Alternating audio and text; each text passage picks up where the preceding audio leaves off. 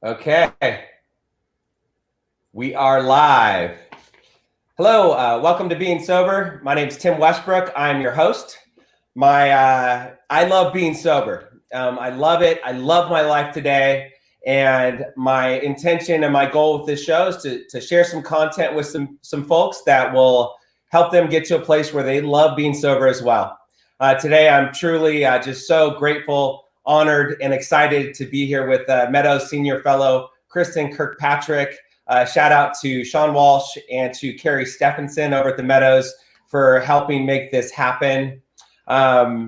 Kristen Kirkpatrick is the lead dietitian and manager of wellness nutrition services at the Cleveland Clinic Wellness Institute of Cleveland, Ohio, a best-selling author, experienced presenter, and award-winning dietitian. Kristen is a sought-after national speaker on a variety of nutrition and wellness-related topics, appearing on the Today Show, NBC Nightly News, and the Dr. Oz Show. She has also contributed to national publications, including the New York Times, Wall Street Journal, Time, Runner's World, Oprah, Martha Stewart Living, Food Network, Costco Connection, Self, Women's Health, Today.com, The Huffington Post, U.S. News and World Report, and she is a featured expert on Cleveland Clinic's Health Essentials. The Huffington Post named Kristen one of 35 diet nutrition experts you need to follow on Twitter. And in December 2017, her show, The New Rules of Food, aired nationally on PBS. Kristen's career began in Washington, D.C., where she assisted in lobbying efforts for medical nutrition therapy reform on behalf of the American Dietetic Association Policy and Advocacy Group.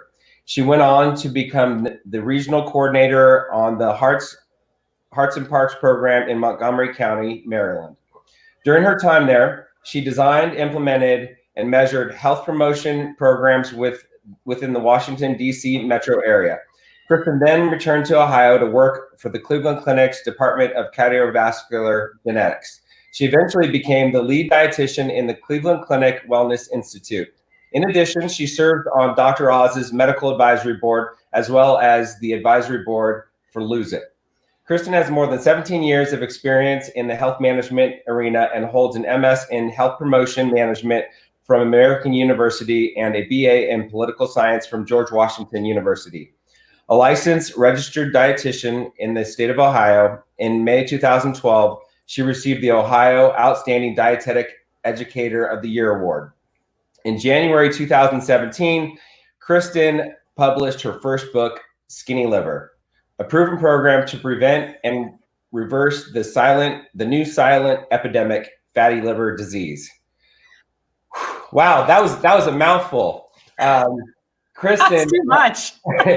I'm so happy to see you here. This show is live. If you're out there, if you can see us, give us a thumbs up, give us a comment, give us an emoji. Let us know you're there. We are going to be we're going to hold a little section towards the end where we can answer a few questions. So this is live. We can see your comments. If you have questions for Kristen, please comment and we will get to them towards the end. So Kristen, welcome. Thank you, Tim. Such an honor for me to be on your show. You know, you're helping so many people. So I just, when you asked me if I could do this, I didn't even have to think twice. Yeah, awesome. Well, like I said, I'm grateful and really excited to hear about your journey, how you got into this field, why you're passionate about it. We're going to talk about the importance of food and nutrition to the recovery process, because a lot of people think that I'm just going to quit drinking, I'm just going to quit doing drugs, or I'm just going to work on my mental illness through treatment and through therapy and through other modalities. And they don't think about the importance of food and nutrition. Right. And so that's what we're going to talk about today. And also we're going to talk about the COVID-19 pandemic and the impact that environment has had on people's eating and drinking behaviors, which has been both good and bad, right? Yeah, so, that's what I see. So we could talk for hours and hours, but we've got an hour here today. So let's let's get into it. Let's start with so tell me a little bit about your journey and why you're doing what you're doing today. Yeah. So my journey began pretty early in life. I was a fat kid. And what happened was my parents took me to the doctor, just like an annual exam every year. And one of the years, the doctor says to my mom, I think that Kristen might have a little pre-diabetes. Now we're going back 30 years, right? And so she said, I want her to go see a dietitian. And this was, a long time ago. My mom took me to go see a dietitian. Here I am. I am this obese young woman. Self-esteem is probably at an all-time low. And the dietitian walks in and she looks perfect. I mean, the best body you've ever seen in your life. Immediately I'm like, this woman has never had a problem with food. I can just tell, right? Yeah. And she walks in and she says, well, what do you think is the biggest challenge right now with what you're going through? And I said, okay, well, that's easy. So I take my babysitting money and I stockpile Little Debbie Nutty Bars under my bed. Okay, I take my bike. That's the only exercise I would get. I go up to the store with the babysitting money, get the Little Debbie Nutty Bars, put them under my bed, eat them at night. Okay. Uh-huh. And she said, okay, well, step one is going to be, we're not going to do that anymore. And that's when I decided I could not have people like that in this profession because they didn't understand that I would love to have stopped that behavior, but I couldn't. So it's just not that easy. And so I realized that in being in that scenario and eventually learning how to lose the weight and learning how to find peace with food, I could help others and I could help them better than some other individuals because I could understand them better. Right. So, and I think that sometimes I've heard this from patients. They go to see a dietitian. This dietitian doesn't understand me. They don't understand that I have binge eating tendencies or I have addiction to sugar because they've never been there. So I always feel like, similar to you, Tim, you're always a better counselor, therapist, friend when you have walked it yourself to be able to give advice to others. Right. So that's really where the journey started. And I took detours in my career and my life, but eventually I went back to that little fat kid who really needed help and couldn't get it. Right. Okay. So when was it, how old were you when you first went to see? So this is I was probably like 5th or 6th grade. Okay. So about like 10, 11? 10 or 11. And then, it probably took me about 4 or 5 years to be able to lose the weight. People ask me a lot of times, especially my patients, well, how did you maintain it? And I always tell them, I'll tell you when I figure it out. Right. Right. So the weight loss is typically much easier than the weight maintenance. So that's really where the challenge was. And I kind of figured out how to lose the weight. But then after you lose the weight, it is that momentum of finding peace with food and losing the shame and the guilt that comes with slip ups that we all have, that I have all the time. Yeah. So I think the mental aspect of being able to, lose weight is kind of it's the symptom, right? But it really, it's more high level. It's how you look at food. It's how you approach food. It's how you take childhood experiences and relate them to your adult life. I often say to parents that I have as patients, when your kid falls off his bike, do not soothe them with a cookie. And that's a very natural thing for a parent to do because we learn early on in life that we can be soothed and we can be rewarded by a food that ultimately disrupts our ability to prevent chronic conditions and to live longer. So that's a really screwed up way of thinking, but it's also a normal way of thinking because food for many people feels very good. Well, and I mean, that's kind of like the food is the solution. It's just like alcohol is the solution. Drugs are the solution, right? So we turn to these behaviors. That's the solution. That's what's going to make us feel better. Right. And I also just want to point out something that you said. Losing weight is the easy part. Yeah. Losing weight is the easy part because I see lots of people out there that can lose weight. Oh yeah. You're right.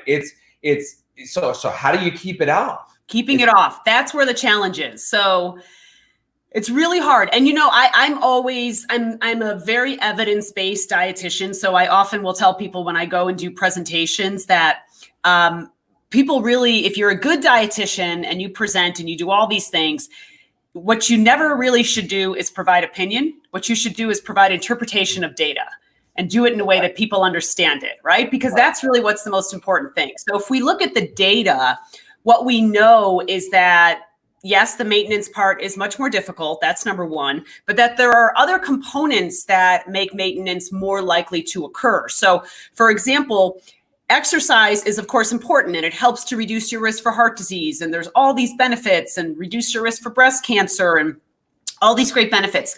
In terms of weight loss though, exercise is not as important as your diet. Where that becomes really essential is after you lose the weight. Then exercise becomes a really important component of keeping it off. But it's not a component when you actually take it off. So there's certain things that we know in the data. And as you and I had spoken about earlier, Tim, there's also this fallacy that we can think of changing our eating in the most simple terms, right? Well, I'll just change my eating. I'll just eat more kale, right? But we neglect to take all the other things that come into play. I had a patient the other day that came to me and said, I really want to go vegan. And I know this patient, I know the family, and can you help me with it? And I said, I don't see it happening. And she's like, well, why would you say that to me? And I said, because your husband is a huge meat eater. So, I mean, there are studies showing that if you want to make dietary change, but you are surrounded by people that are not willing to make that change with you, the chances of you succeeding are very low. That's like with any sort of an addiction. It's exactly the environment. There's a guy named Ben Hardy that wrote a book called Willpower Doesn't Work. Like, it doesn't matter how bad you want something to happen. You have to put yourself in the right environment. Right. You have to put yourself in an environment with people that are eating the way that you want to eat. Put yourself in the environment where people are not drinking, they're not doing, they have healthy lifestyle habits, right? So going to treatment is where you work on some of the underlying issues, you work on some of the trauma. But then once you get there, once you lose the weight, once you get off of the drugs, once you get off of the alcohol, then the hard part is keeping it off. The hard part is staying sober. The hard part is staying clean and putting yourself in the right environment with people and places, and everything about it just has to be conducive to what you want. So that's really interesting that you bring that up. Right. Yeah. I mean, do you think I would ever have a Little Debbie Nutty Bar in my house? No way. Right. No way. Right. Yeah. No. And I think just like when I grew up, I remember my mom she wouldn't let us have Fruit Loops and Frosted Flakes and the sugar, Cocoa Pebbles. She would only let us have like Cheerios, or like Raisin Bran was like the most, because it had raisins in it. But for the most part, it was pretty healthy, which, you look at myself and my two sisters today, I think all three of us eat pretty healthy. Yeah. Okay. So now let's talk about food and nutrition in the recovery process. Yeah. And why is it important? Yeah. It's so important. So I often will start by saying that your diet in the recovery process and recovery from really any kind of addiction is the complement to your therapy, right? As you had mentioned, Tim, I'm a senior fellow with the Meadows, and the Meadows is, I could talk on and on about how amazing they are, as you know, and your viewers know. But what was really amazing was the fact that they recognized that there was a connection between food and mood, and recognized that their patients were more likely to succeed if we address the food issues as well, right? And so that's where we came up with our program for the Meadows called Fuel Well. The reason that we created this was because there's been about a decade of research now that has looked into what we call nutritional psychiatry, which is essentially looking at all the studies of certain nutrients that impact areas of the brain that we know are related to success in being able to relate to trauma, to recovery, to addiction. And that if you don't address the food part of it, you're less likely to succeed because of the fact that your brain is continually being hijacked by foods that are not good for it, right? So continually, we were talking earlier about trading one addiction for the next. And this, if you get off of drinking, well, then you get onto cakes and cookies, right? And that makes sense.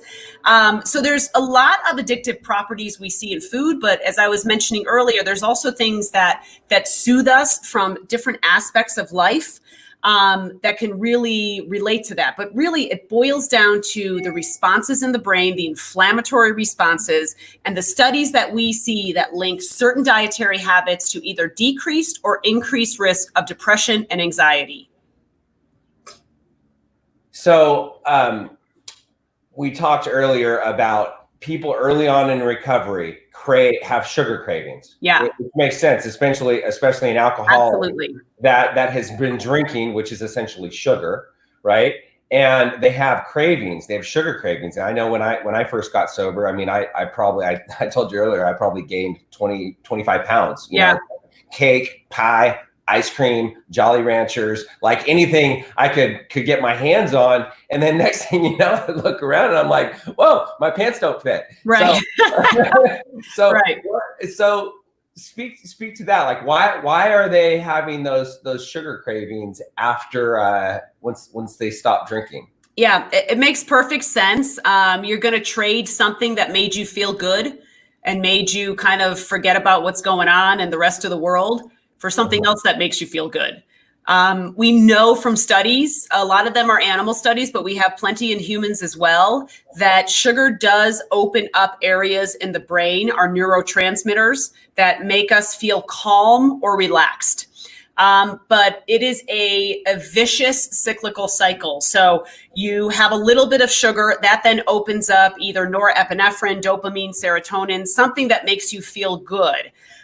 Once you have the crash of your blood sugar and your insulin, you search for more because now you don't feel good anymore. And I would assume it's very similar to alcoholism, where when you're having it, it feels great. And then when the feeling is lost, you feel awful.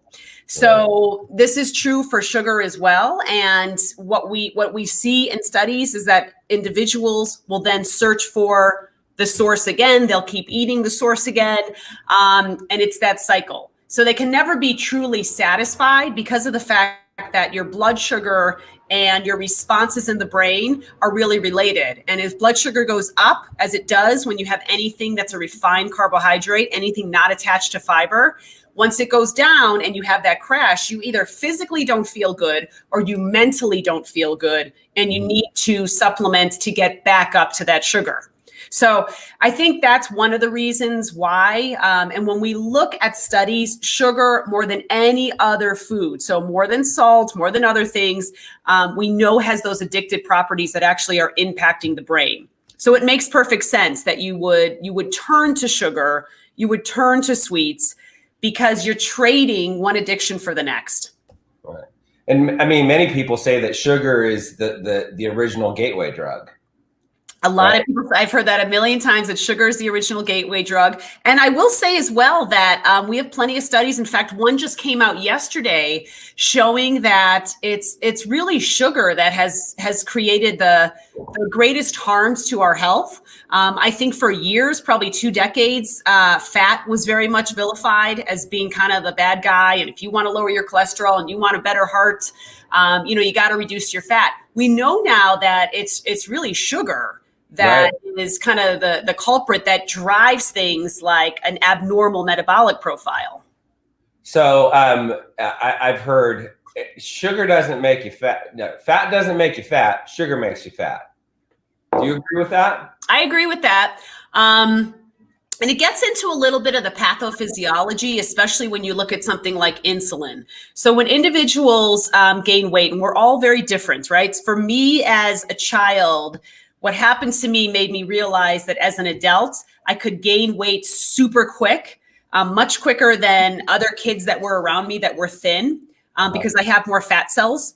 So I could gain weight quicker. And I also would have a greater response to abnormalities in insulin. So the reason I bring that up about, fat doesn't make you fat, but sugar does, is because when insulin goes up and you have any kind of lack of sensitivity, right? You should be your body should be laser focused. If you have 30 grams of a carbohydrate coming from Twizzlers, then the ideal body would then send the message to the brain, hey, I just put 30 grams in here. I need insulin to chaperone this sugar to the cells, to the muscles. That's what insulin does. It's a chaperone. You can't have sugar hanging out in the bloodstream, okay? And so when it's not sensitive enough, the body is confused. And so what happens is that you either pump out too much insulin or not enough. When you pump out too much, you have insulin hanging around with no job to do. And that is the most dangerous thing that hormone can do. That then contributes to belly fats. Belly fat is more active. You get more what we call cytokines, which are cells that are released in inflammatory processes. So insulin is a huge driver of weight gain, especially when you have some sensitivity that is not working correctly with it. Interesting. Okay. So I had my longevity health doctor, Dr. Glick. He would always tell me, if you're going to have a banana, make sure you eat some fat with it. Make sure you have a little bit of almond butter or some nuts or some walnuts or something like that, or an avocado. Like never. So I should always pair sugar with some sort of a fat so that it slows down the the process. Do you like what do you think about that? Yeah. So the reason that people give that advice, and I give the same advice, I would add fiber to that as well, to the fat and to the protein, is the worst scenario is when you have sugar with no competition for anything else for digestion. So if we get into the weeds of digestion, which is unfortunately 2 years of dietetic school, and your viewers would log off and you would fall asleep if we went into it. But if we got into the weeds of that, what happens essentially is when you have a Twizzler, for example, there's absolutely no competition. Your body's like, all right, here we go. Yeah, let's do it. That banana and you put the almond butter. Now your body's like, okay, wait, I have some of the simple sugar from the banana, but now I got to deal with this fat, and fat's really hard to digest. So when you have competition, or when a sugar source is attached to fiber, what happens is you don't have as much of a response on blood sugar increases and insulin increases. So it's really the response that is mitified, or like looking at, okay, instead of having this huge spike, a hump, because my body has to deal with something else. It's got to deal with, okay, I have to metabolize this fat. I can't metabolize fat and sugar at the same time. I got to figure out how I do this. So it's competition for digestion. Yeah. Anytime you want to have sugar, it's got to be attached to fiber, or you add that fat. Okay, so what is your suggestion to somebody early on in recovery that has those sugar cravings?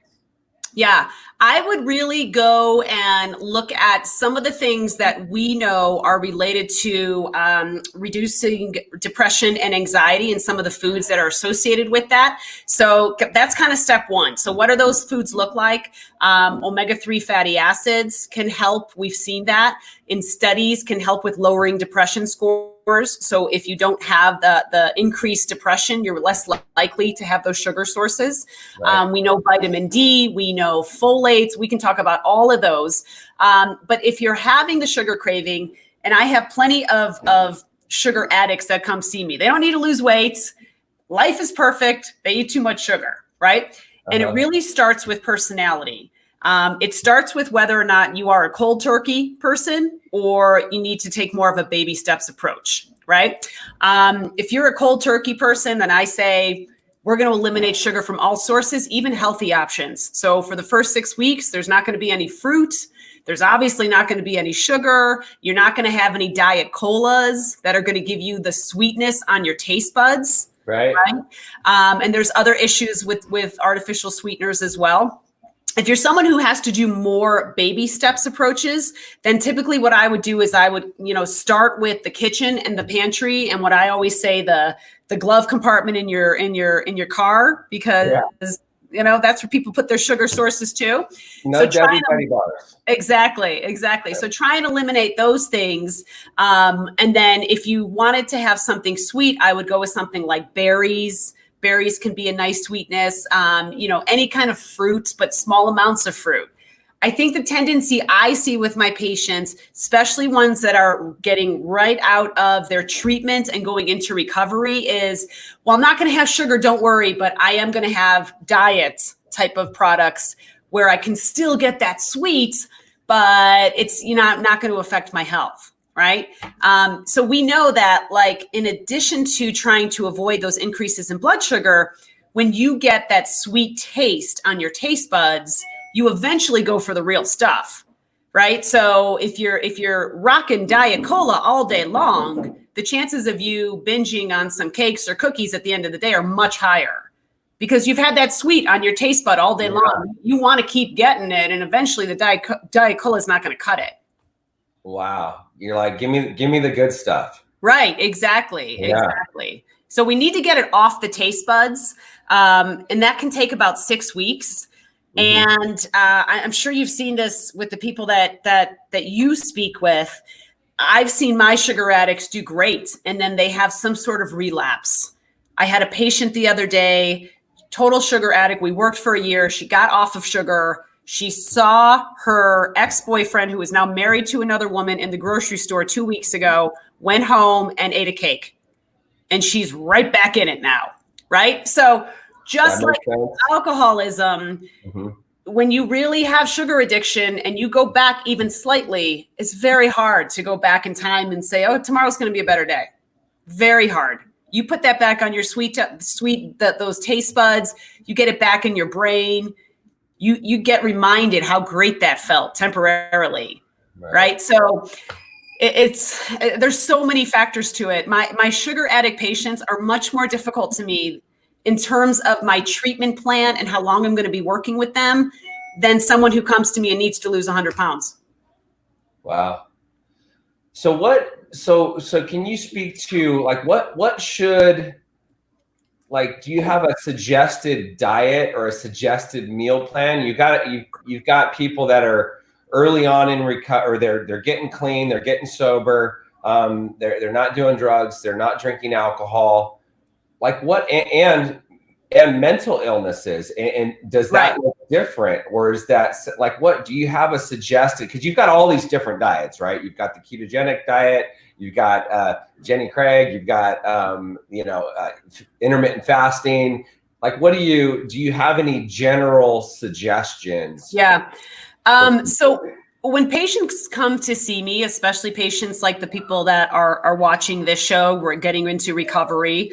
I start very high level, and I start with asking my patients to switch to only consuming food. So when I say food, what I do is I look at the definition that Michael Pollan made for food 10 years ago when he wrote The Omnivore's Dilemma. My gosh, it's probably 20 years ago. I feel so old when I think about how long I read a book, right? I forgot that I'm in my mid-40s. But anyway, in The Omnivore's Dilemma, Michael Pollan, who is just such a prolific writer, he's just really incredible. He defined food as something that comes from nature, is fed from nature, and will eventually rot. So anything outside of that definition, he defined as food-like substances. Yeah. So I start high level, and I say to my patients, okay, what we're going to do first is we're going to have 90% of our diet come from food that meets this definition. Off the bat, that eliminates any kind of ultra high processed food. It eliminates candy. It eliminates crud. It really does. So if you go from that approach, especially for my patients that are recovering alcoholics, they don't want me to say, here's your 10-step plan that I need you to do in the next few weeks before I see you again. That's way too overwhelming. Right. But like, they can start with food. Yeah. So, like their focus is drugs and alcohol, getting clean and sober. So we don't want to overwhelm them and say, okay, you don't want to overwhelm. Here's the specifics. So I really like that approach. Eat 90% whole food. Right. And not just whole food, but food as it's defined in that method, right? So when you look at it from that, you could really get very specific. So if you're going to have a hamburger, that's fine. But in order for it to meet that definition of food, that cow had to have grazed on grass its entire life, had to have lived a good life, because if it's not fed from nature, it's not food. So don't go to your local Red Robin and go get a cheeseburger that's coming from a cow that was in a lot eating grain. That's not food. So you could be very specific in how you look at it, specifically if you choose to eat animal proteins and what is food and what is not. Anything not eating from nature would not be in that definition. And that is in some ways a little bit of the challenge with our food industry, is that many of the animals that we consume are not eating from nature. It doesn't work for the guy that's raising the cattle. And it doesn't work for a lot of Americans who want their steak and their burger to be super fatty and like just really plump.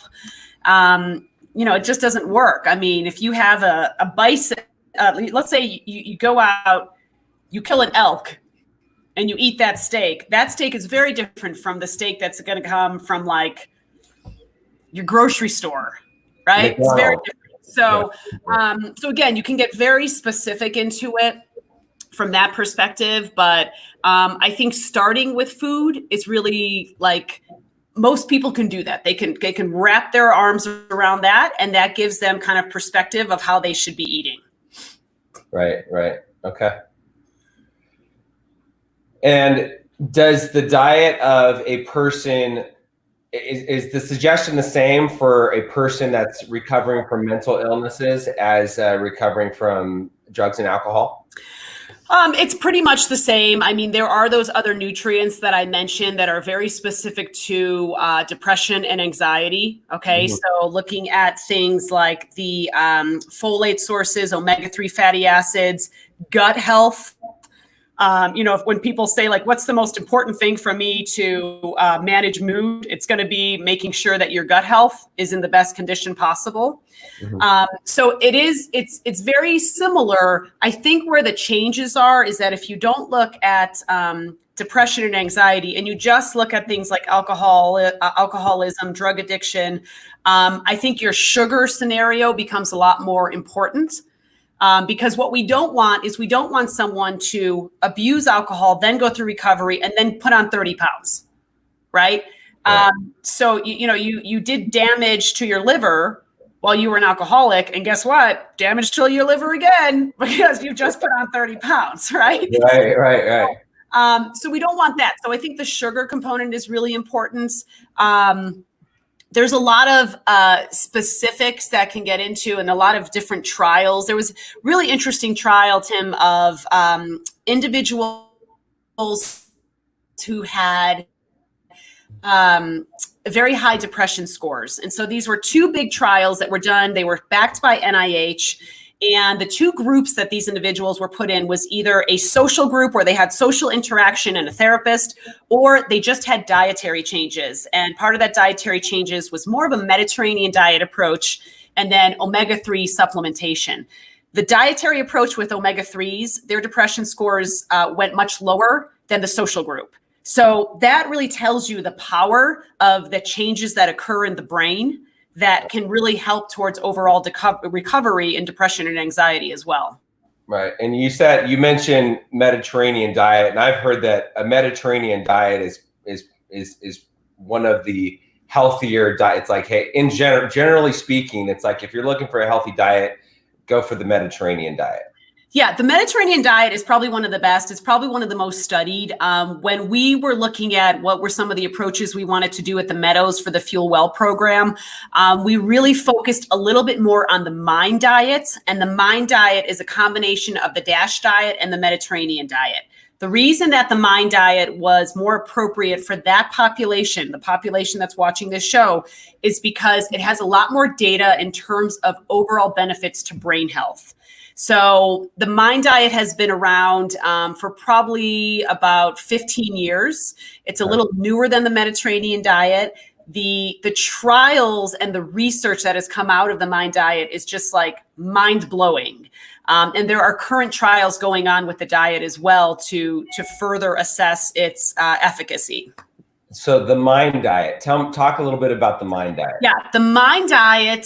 So it's a combination of factors between DASH diet. The DASH diet was a diet created probably over 2 decades ago, and it stands for Dietary Approaches to Stop Hypertension. So DASH diet was really specific to high blood pressure patients, heart patients. And then we know that the Mediterranean diet is just more of a heart healthy diet.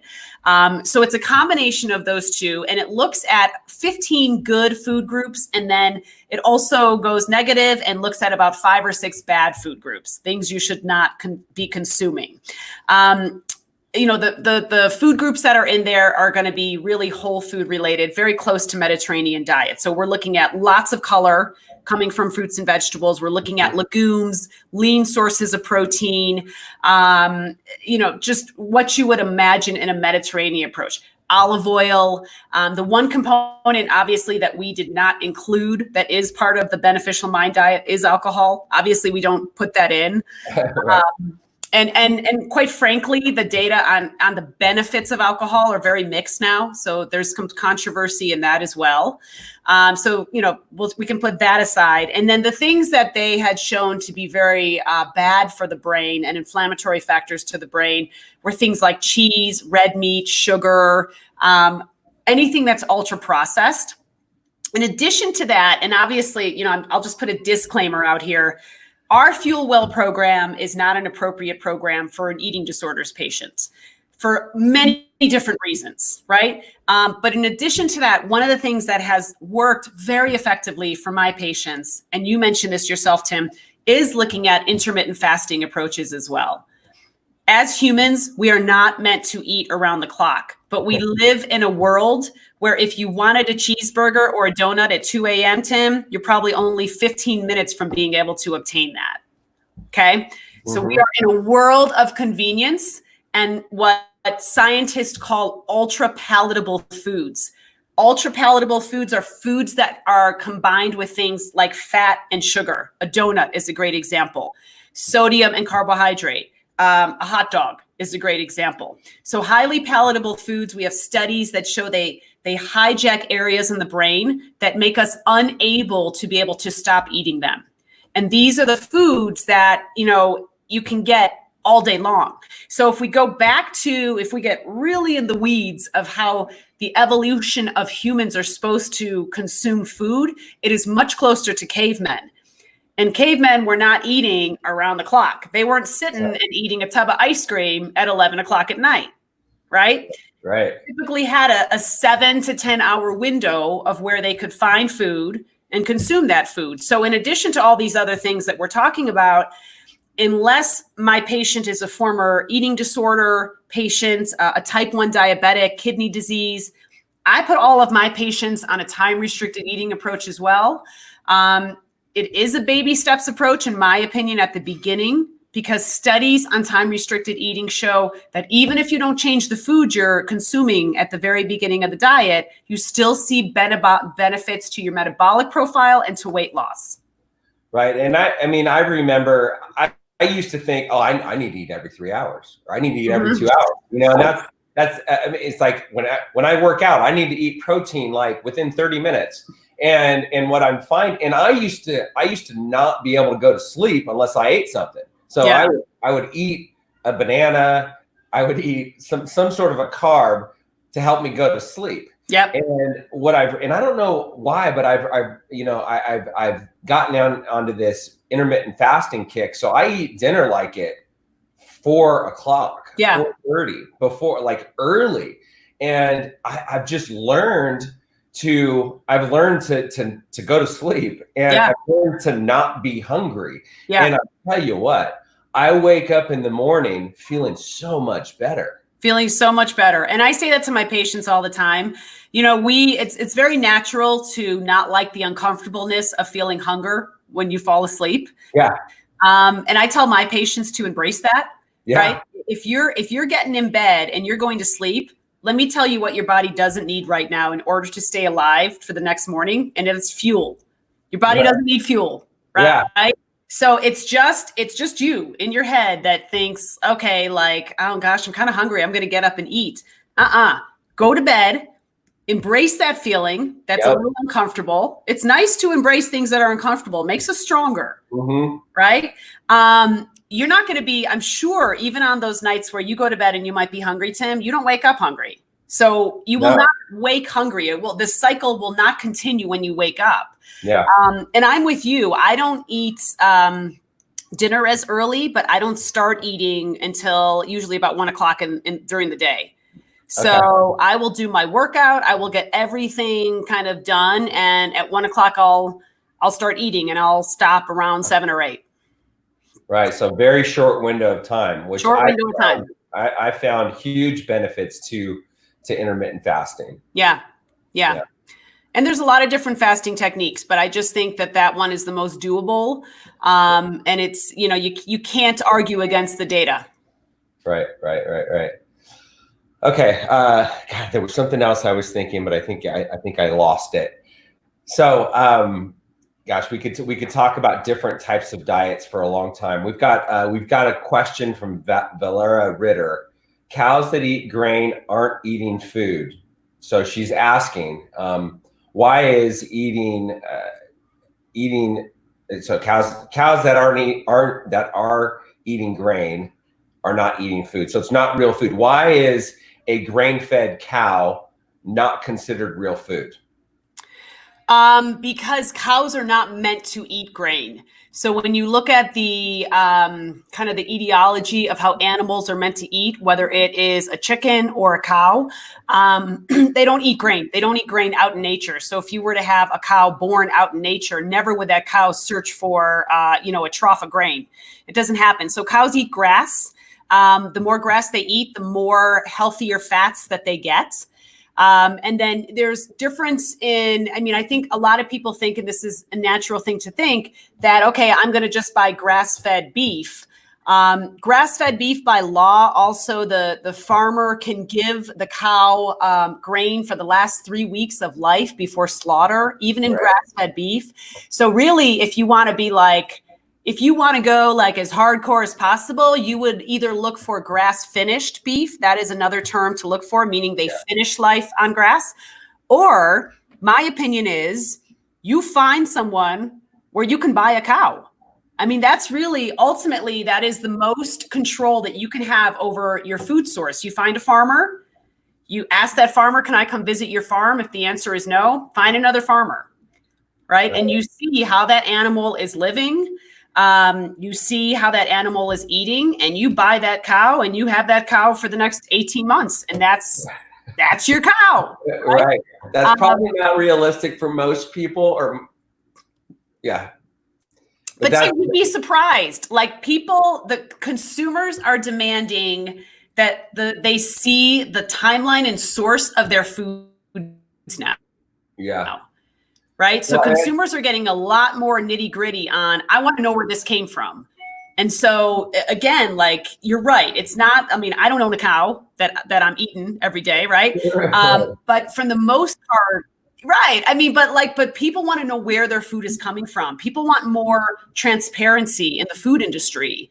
And the only way to do that is to track your own animal proteins, to start gardens, things like that. Yeah, and you can go to a restaurant, especially a nicer restaurant. You can say, "Is this grass fed? Is this grass finished?" Like, you can ask that question, and they'll have the answer for you. They'll have the answer. Yeah. So I've got a couple of other questions for you. What's your opinion on dairy? Dairy is an interesting one. I write for the Today Show. I have a regular column on the Today Show, and like all writers, I have to pitch ideas to my editor, right? And, I'll pitch 20 ideas. And if one comes back, I'm like, yes, right? They took one idea of my 20 that I thought were fabulous. Okay. Yeah. So I pitched my editor a few months ago, and I said, this is going to make me unpopular, but I really want to do an article on dairy, because I have so many patients coming to me, and the first thing out of their mouth is, I don't need any dairy. It's inflammatory. Dairy's inflammatory, right? if you look at the data on dairy, I mean, it took me 2 months to write this article on dairy, and it was kind of like, here's the bottom line on dairy type of article. We don't see the inflammatory factors that we see trending in social media and in articles and things like that. I personally don't drink dairy, but that has nothing to do with the fact that it's inflammatory or anything like that. There are plenty of studies that show that dairy has some really beneficial aspects, especially to diabetic patients, especially with weight loss, things of that nature. Now, that takes out the people that are sensitive either to lactose or to casein. So if you're sensitive to those components, then you wouldn't have any kind of dairy product. And it also takes away anyone that doesn't want to consume food from an animal, right? A lot of people think it's abnormal that we would consume the juice of another animal, right? So those are the two components that we see. But from a whole like inflammatory perspective, we don't, again, this is where my evidence-based interpretation of data and not popular demand of what people want to hear. We don't see the data showing that dairy is going to be the worst thing that we've ever put in our diet. We just don't. Now, if you are going to have dairy, I would highly suggest you go organic because you don't want to get dairy that's been injected with hormones, things like that. You know, there's so many dairy alternatives today, much more than even 5 years ago, that I feel like I would never tell someone, no, have dairy. There's so many benefits. If you don't want dairy in your diet, don't have dairy in your diet, right? You can get calcium and things in other ways. Well, it's kind of like we're all different. Foods affect me differently than they affect you. And it's like, there's that term superfood, right? And it's like, there's a superfood, like you have superfoods that are superfoods for you, and I've got foods that are superfoods for me. Right. We're all affected differently. Yeah, and that gets into the science of nutrigenomics. So nutrigenomics is looking at your genetic profile related to how you respond to certain foods. We actually do nutrigenomics testing at Cleveland Clinic in integrative medicine, which is where I see my patients through. And we assess 70 genes, and those genes then look at, okay, how are you absorbing certain things? So to your point, or like, you know, what are you more likely to be able to lose weight on, right? I've had patients that have done horrible on a ketogenic diet, and we find out that they have gene variants that make them much more sensitive to weight gain with saturated fat sources, right? So that's a nutrigenomics thing where we do respond for the most part differently to different foods. But, you know, a lot of my patients, I will suggest that they get tested before they actually come in and say, well, I'm just not going to have any gluten anymore. Oh, okay. Well, do you have a non-celiac gluten sensitivity? Well, I don't know, but gluten's bad. Right. So again, like we have to get out of this perception that food is either good or bad. Right. It's not either good or bad. It's just food has different data on how it interacts with our individual genetic makeup and what that means for our weight and our overall longevity. So you bring up gluten. What's your opinion on lectins? You've got Dr. Gundry says lectins are bad, and so what's your opinion on lectins? Yeah, there's been some studies on this. Lectins can be bad, but we have seen in studies that lectins are bad for individuals that are sensitive to foods that contain lectins. We don't see the same data in individuals that don't have any sensitivity. So again, in any of these diets, you know, I've had plenty of patients that have done that diet and have said like, I lost all this weight and it was great. A lot of times we lose weight on a diet because we simply improve our eating habits and we're more aware of what we're putting in our mouth, and maybe we're eating less calories and maybe we're eating in less frequency of time. So not to say you shouldn't do the diet that physician has suggested. I mean, again, you could, I mean, it does cut off certain things from your diet. There's, you know, lentils and things like that you're not going to be eating anymore. But if you just look at the data does not indicate that nationwide as a population, we should no longer have these foods. Okay, good answer. All right, so now we've got like 10 minutes left. We need to talk about something that's really important today. Right now, we're in the middle of this COVID-19 pandemic. Yeah. So let's talk about the like, how has the COVID-19 environment impacted people's eating and drinking behaviors? Yeah, this has been an interesting one, especially for me. I will say, I just think this is important to note. There was a study that came out 2 days ago. It was the first study looking at complications of COVID-19 and dietary factors. I have it in my Instagram link. I have the full study there. So if anyone wants to go and reference it, they can. Was really interesting, though. They showed that a standard American diet, or what we would call the SAD diets, the components of the SAD diet lead to worsening consequences if you do get COVID-19. And that had to do with the fact that it impacted negatively the host, us as humans, the host ability to fight off infection. So it had some really significant changes to immune systems. And it's such a fascinating study. So if anyone wants to read that study, or you like reading studies because you're like a little geeky like me, they can get it on that. But yeah, let's post the link to that in the comments below. Okay. So I think like it's gone in both directions. I've seen patients that have said, okay, I don't want this to impact me. And I've always been looking for motivating factors to change my diet, and now I have one. So they're doing great. I've had patients that are cooking more because they're not going out to restaurants anymore, right? They were going 4 days a week. Now they're not going anymore. And so they're learning how to cook. I've also had patients that have gone well down the rabbit hole of drinking in excess.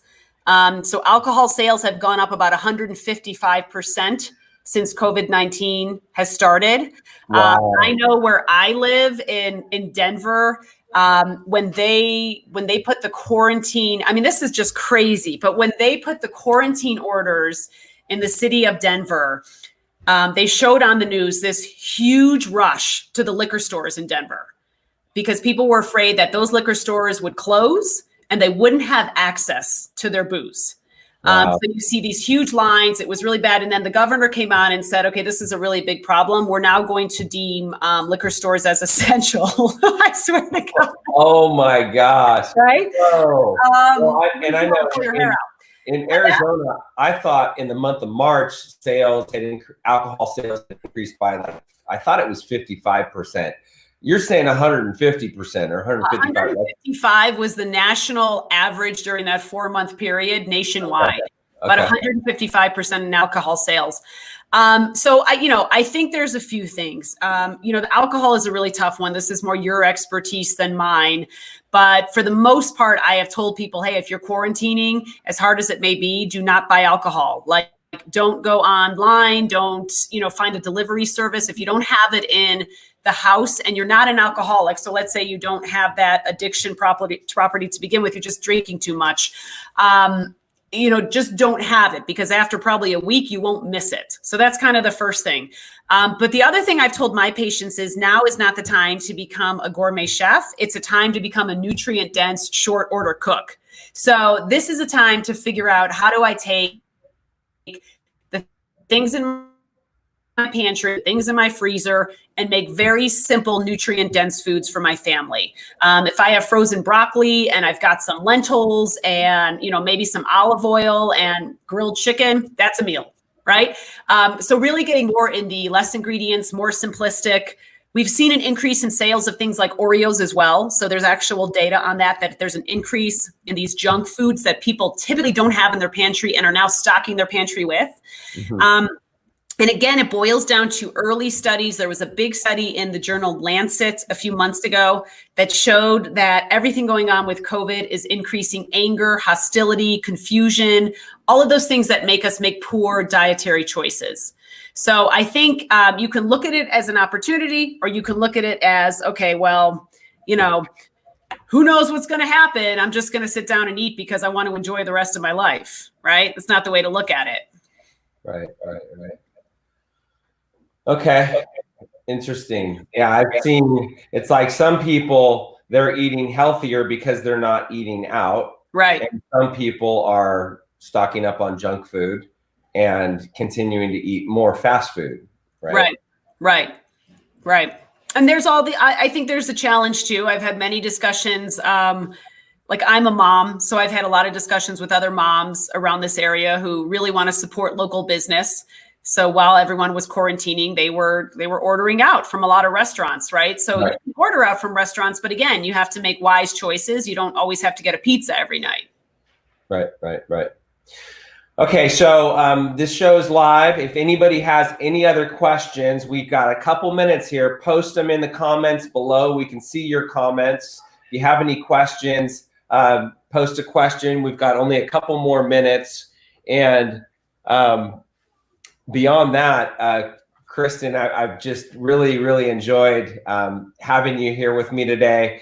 Do you want to share a little bit about how people can reach you, or anything about the Meadows, or anything about the Cleveland Clinic? Yeah, sure.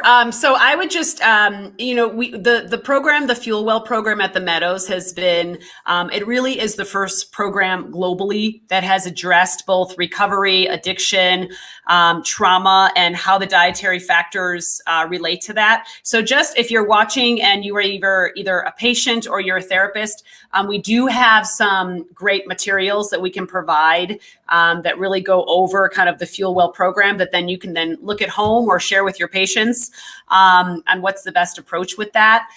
If you want to access any of those studies that I was referencing or communicate with me, my Instagram handle is KrissyPicks, KRISSYPICKS.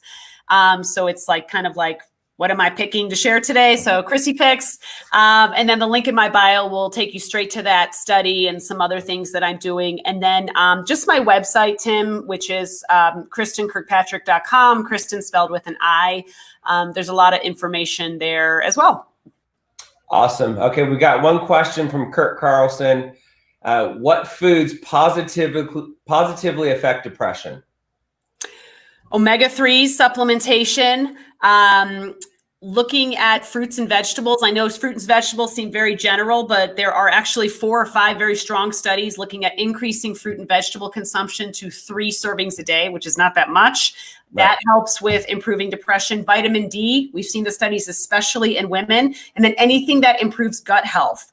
The one caveat to all of this is there is a gene called MTHFR, and MTHFR takes folate across the blood-brain barrier and into the brain. There's plenty of studies that show that individuals with depression tend to have lower levels of folate in their brain that are circulating.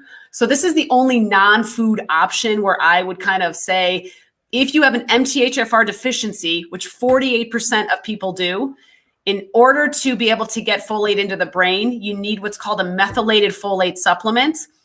Eating lentils, leafy greens, anything that's folate rich won't do it for you. And then obviously vitamin D you take in a supplement as well, but those are the big ones. So now you talked about gut health. You've been mentioning gut health, and I understand that as well. And I talk about gut health, but what are the signs that somebody's gut health is in good shape or in bad shape? Or do you have any quick tips? And I know we only got like 2 more minutes. So can you speak to that? It's way too high level on that one because the signs could be anything, right? I mean, the sign could be you are obese. The sign could be you've developed certain chronic health conditions. The gut-brain axis is so incredibly complex, and we're learning more about it every single day. I will share with you kind of as an ending, this is such an interesting story, or study rather. It was an animal study. They took the gut microbes of stressed mice, and they transplanted them into non-stressed mice. The non-stressed mice became stressed with no other changes in anything with environment other than the fact that they were transplanted with gut microbes from stressed mice. So we do know that anxiety and depression can be a symptom that gut health is out of whack. There's also other brain-related things going on as well. But it's so complex, but also so important in terms of getting your mental health in line. Okay, awesome. Any of the main supplements people should be taking? Yeah, the vitamin D I think is essential. You should figure out what your vitamin D status is first. Generalized multivitamin is probably fine, but if you look at a huge trial called the Mood Food trial that was done in Europe, they did find that food is much more powerful in improving mental health outcomes than supplements are. Okay. Awesome. Thanks so much, Kristen Thanks, Tim. Kirkpatrick, everybody. Thank you. Appreciate you. We'll chat with you soon.